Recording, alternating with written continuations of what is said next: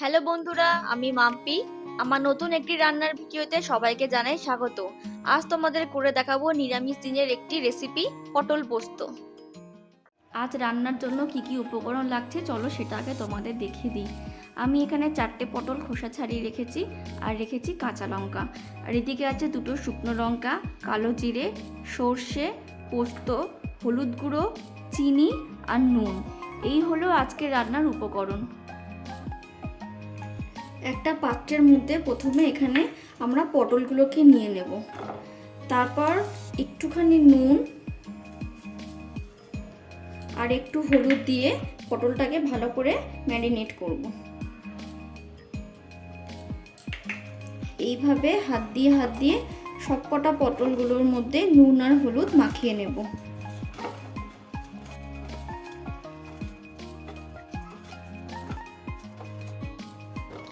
এইভাবে মাখানো হয়ে গেলে এটাকে কিছুক্ষণের জন্য রেখে দিয়ে অন্যদিকে আমরা এখন এখানে যে মশলাটা লাগবে সেটা করে নেব।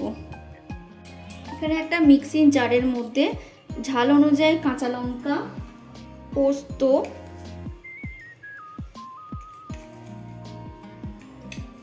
আমি এখানে 3 চামচের মতো পোস্ত নিয়েছি,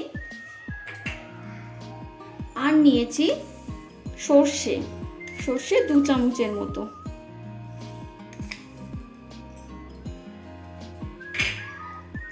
আর এর মধ্যে একটু নুন দিয়ে নিতে হবে। এখানে নুন দেওয়ার কারণ হচ্ছে তাহলে নুন দিলে এখানে সর্ষেটা তেতো হয় না। এরপর একটুখানি সামান্য জল দিয়ে আমরা এটাকে ভালো করে পেস্ট করে নেব।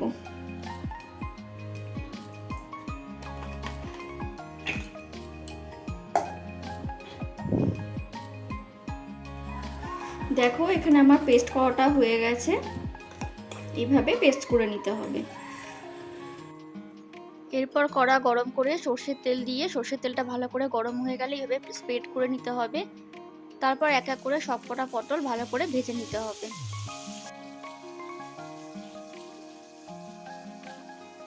এইভাবে পটলের একটা সাইড ভাজা হয়ে গেলে খুন্তির সাহায্যে পটলগুলোকে ঘুরিয়ে ঘুরিয়ে সবকটা সাইড ভালো করে ভেজে নিতে হবে। এইভাবে পটলগুলো ভাজা হয়ে গেলে তুলে নিতে হবে। আর এখানে যদি তোমাদের মনে হয় আর একটু তেল দিতে হবে তাহলে তেল দিয়ে নিও। আমার এখানে যা তেল ছিল আমি তাতেই করেছি। তারপর ওই তেলের মধ্যেই শুকনো লঙ্কা ছিঁড়ে দিতে হবে, আর কালো জিরে আর হলুদ দিয়ে ভালো করে তেলের সঙ্গে মিশিয়ে নিতে হবে। তারপর আমাদের বেটে রাখা সর্ষে আর পোস্ত যে পেস্টটা সেটা এখানে ঢেলে দিতে হবে। ভালো করে নেড়ে 1-1.5 মিনিটের মতো ফুটিয়ে এখানে অল্প করে একটু চিনি দিয়ে দিতে হবে। তারপর আবার ভালো করে নেড়ে চিনিটাকে ভালো করে মিশিয়ে দিতে হবে। এইভাবে কিছুক্ষণ কষার পর তেল ছেড়ে আসলে ভেজে রাখা পটলগুলোকে এর মধ্যে দিয়ে দিতে হবে।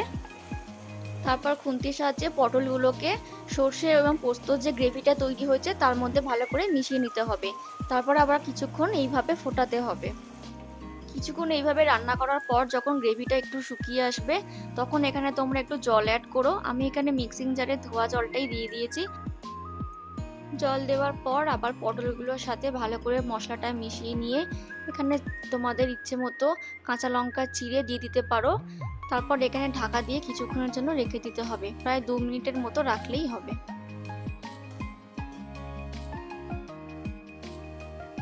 ফিরে এলাম 2 মিনিট পর। দেখো এখানে ঝোলটা অনেকটাই কমে এসেছে। আর এখানে অবশ্যই নুনটা চেক করে নেবে, যদি মনে হয় নুন আর একটু লাগবে তাহলে এখানে তোমরা নুনটা দিয়ে আবার ভালো করে পটলের সাথে মিশিয়ে নিতে পারো।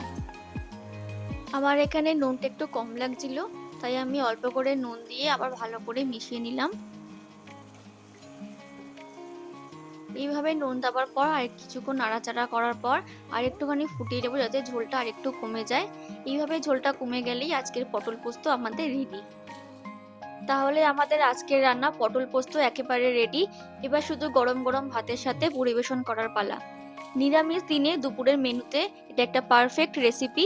অবশ্যই তোমরা বাড়িতে একবার ট্রাই করো, আশা করি ভালো লাগবে।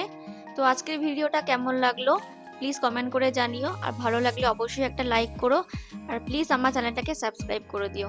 তাহলে দেখা হবে পরের কোনো একটা রান্নার ভিডিওতে। ততক্ষণের জন্য ভালো থেকো, সুস্থ থেকো, আর অবশ্যই সাবধানে থেকো। টাটা।